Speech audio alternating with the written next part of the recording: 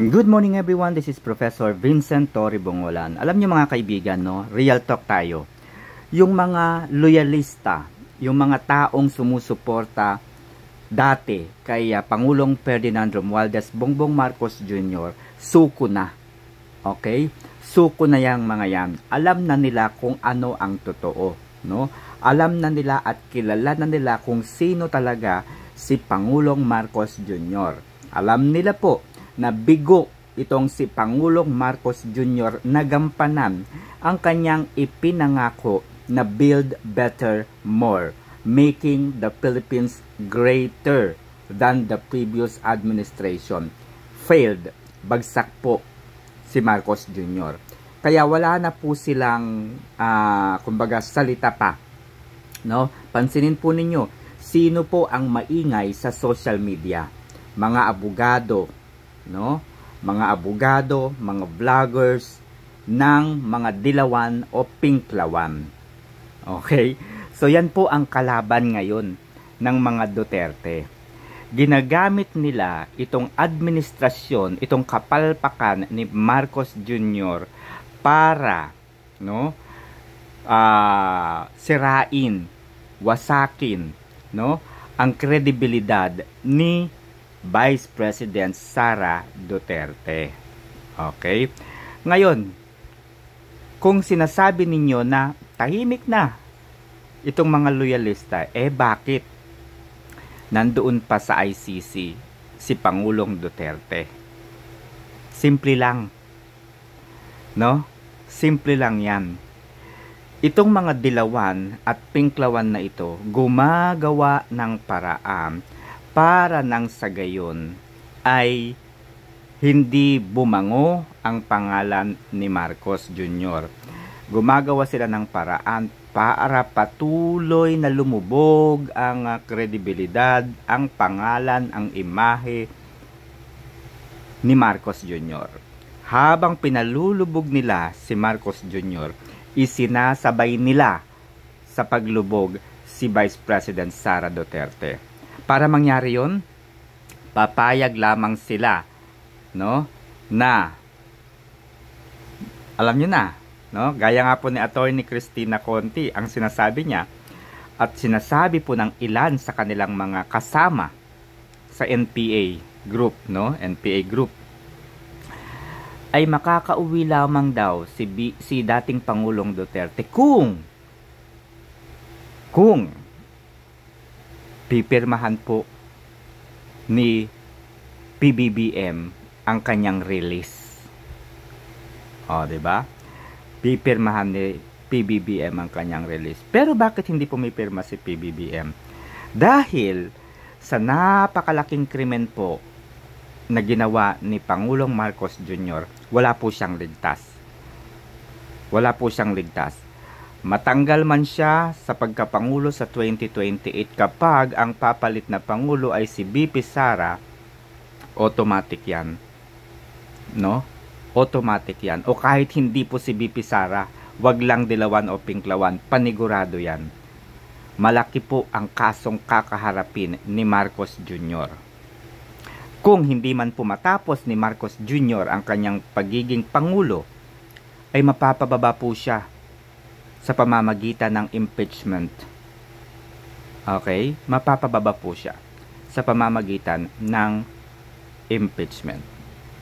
Okay? Alam nyo ba ang dahilan kung bakit nasuspende itong si Kiko Barsaga? Samantalang mas marami sa mga kongresista ang gumagawa ng mas nakasisira sa administrasyon at sa institusyon ng Kongreso o Senado man. O, di ba? Mas matitindi yung ginagawa nila. Yung ginagawa nila kay BP Sara, even the Quadcom hearing noong nakaraang taon, mas malala po ang ginagawa nitong mga kongresistang ito. Pero bakit nauna pa si Kiko Barsaga? Samantalang ang pinag-uusapan dito ay napakalaking flood control projects and anomalies na yan. Bakit si Kiko Barsaga? Si Kiko Barsaga, mga kaibigan, ay ginamit nilang test, no? Ginamit nilang test para alamin kung May boses pa ba ang administrasyon? May boses ba ang mga dilawan o pinklawan? So nakita nila mga kaibigan na ilan lamang sa mga kongresista ang tumutol, no? Ang tumutol para masuspende si Kiko Barsaga. 5 lamang. Sino-sino yung mga ito? Siyempre si Marcoleta. Siyempre si Leandro Lebiste. Siyempre sino pa ba? Basta 5 sila. Ayaw nila na masuspende si Kiko Barsaga. So, ibig sabihin mga kaibigan, trial yun. Trial, eksperimento para malaman kung marami pa pala tayong mga tagahanga. Marami pa pala tayong taga-suporta. 'Di ba? So ibig sabihin, hindi magtatagumpay ang impeachment laban kay Pangulong Marcos Jr. Hindi magtatagumpay. Kasi nga, hawak nila ang Kongreso. At dahil hawak nila ang Kongreso, imposible nga po ang impeachment kay PBBM. So, itong mga dilawan and pinklawan na yan, tuwang-tuwa. Kasi naman, kapag na-impeach si PBBM, sino ba ang susunod? Ayon sa konstitusyon, ang Vice Presidente ang susunod na magiging Pangulo kapag na-impeach na wala sa pwesto ang Pangulo. Ayaw mangyari yan ng mga dilawan o pinklawan. Bakit? Dahil gusto nila na sila ang maging Pangulo. Okay? Kaya, papayag lamang sila kung sabay na mai-impeach o bumaba sa pwesto ang Pangulo at ang pangalawang Pangulo. So, since one impeachment lamang per year, hindi pwede.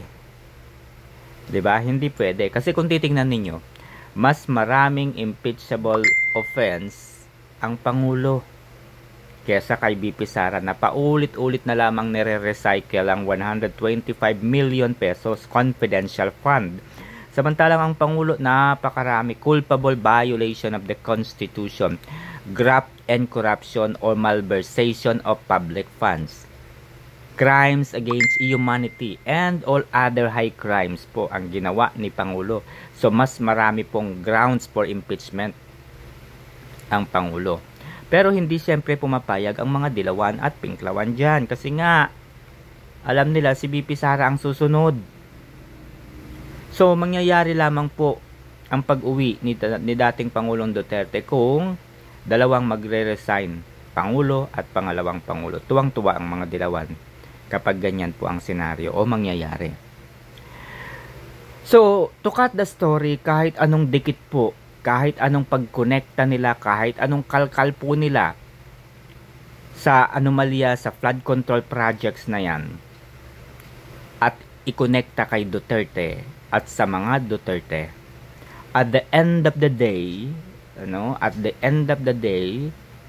at the bottom of the investigation, bumabalik pa rin po sa administrasyon.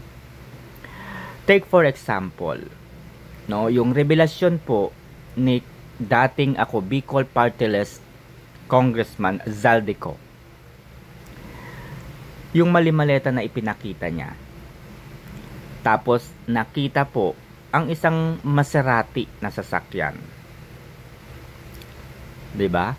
Nang sinuri ng Billionario.com ang sasakyan, ito po ay konektado sa tumakbong mayor ng Manila na si Sam Bersosa, na kung saan ay presidente po ng Maserati.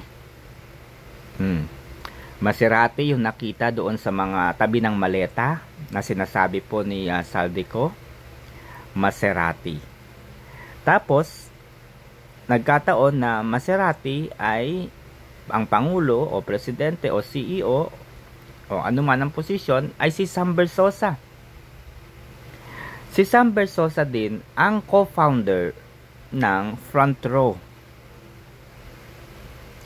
Di ba? Si Sam Bersosa rin ang co-founder ng Front Row. And ito pa. No? Ito pa, mga kaibigan. Prior to election, campaign season. No, campaign season. Very proud itong si Sam Bersosa na i-announce na namigay sila ng $500 million in cold cash. $500 million in cold cash. So where did he get the money? Kasama po niya doon si Martin Romualdez. Di ba? Kasama po niya si Martin Romualdez. So it's very clear. Eto na, mga kaibigan.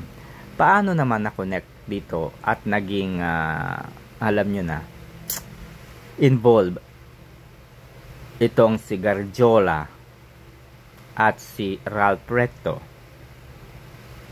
Diba? Paano na-involve si Garjola at itong si Ralph Recto? Na kung saan ay tumutugma naman yung mga revelasyon ni Congressman Leandro Lebiste. Diba?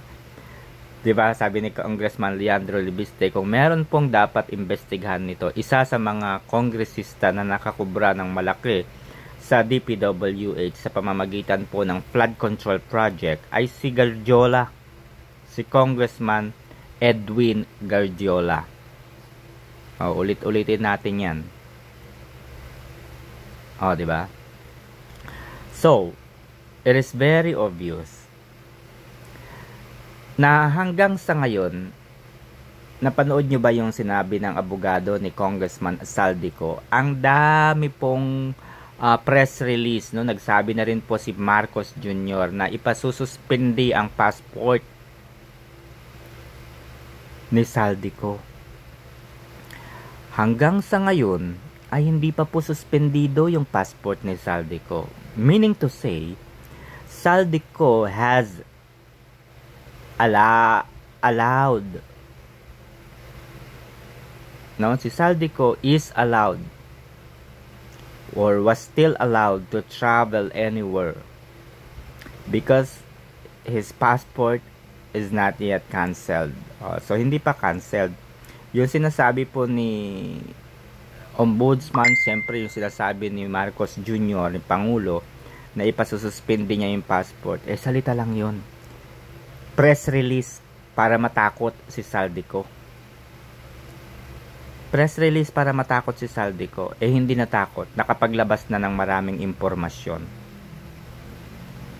Diba? So, tinatakot nila si Saldico na ipapakansela yung passport. No, kasi nga, ang balak nila, lumabas si Saldico at magsabi ng katotohanan. Katotohanan. Gusto nilang lumabas si Saldico. Kunyari. Diba? Kasi kung gusto talaga nilang hulihin si Saldico, Diyos ko po, si Pastor Apollo K. Buloy, natagpuan nila sa ilalim ng lupa. Charot. Sino pa yung isa? Si Tebes ba yun? Yung nasa ibang bansa, yung nagtatago? Tebes ba yun? Nahanap nila. Sino pa? Si Alice Guo. Nahanap nila. Sino pa? Si Duterte. Ayun, nadala nila sa ICC. And yet, si Saldico, they cannot locate. How much is the confidential fund and intelligence fund of the Office of the President? How much is the Confi and Intel Fund ng Department of Justice? Ng DILG? How much? And of course, the Ombudsman. How much is the NBI? How much is the DFA? Ang dami, di ba? Hindi nila malocate si Saldico? Or ayaw nilang ilocate si Saldico at magpa-press release? People are now waiting for the result of the investigations of the ICI. Yes, sinasabi, ipakukulong, idedemanda, irereklamo na sa Office of the Ombudsman, but the Ombudsman are keep on doing press release without showing us the proof of the investigation and recommendation to the Sandigan Bayan. There's no proof that the Office of the Ombudsman is really doing the investigation. There is no proof. And there is no proof that they already endorsed that investigation to the Sandigan Bayan. Sandigan Bayan po ang mag-iimbestiga dyan. But, until now, wala. Martin Romualdez was still quiet. Why? Naku po, that's obviously, siya po ang kahuli-hulihan. At kapag nahuli po si Martin Romualdez, that's the end of Marcos Jr. Kaya pinoprotektahan po nila si Saldico, si Martin Romualdez. No, kunya-kunyari lamang yan na tinutugis nila si Saldico. Kunya-kunyari lang yan na tinutugis nila sa Saldico. But at the end of the day, kahit 10 kasong ikaso mo yan kay Saldico, hindi nila yan papayagan. Yung kaso ni Saldico sa Office of the Ombudsman, ay, Diyos ko po, that's a joke. No, joke yan. Because of the evidences against him, bakit hindi siya maipakulong at hindi siya mahuli? May kaso na raw siya sa Office of the Ombudsman. Diba? Inuna pa nga ni Remulla yung press release na nandyan na yung warrant of arrest ni Bato de la Rosa. So to cut the story, mga kaibigan, yung ginawa po kay Kiko Barsaga is a test. And then habang tinetest nila, meron silang mga senador na talagang gustong alisin sa hanay. Kasi malaki po ang impact ng Duterte Block. Kaya kung mapapansin niyo, sino sa mga Duterte Block yung ini-involve nila sa flood control? Diba? Mga Duterte Block yung ini-involve nila sa flood control. Simply, para magkaroon na rin sila ng numbers sa Senado.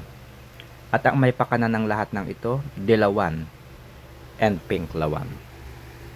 Because loyalista, BBM's blogger, has nothing to do anymore.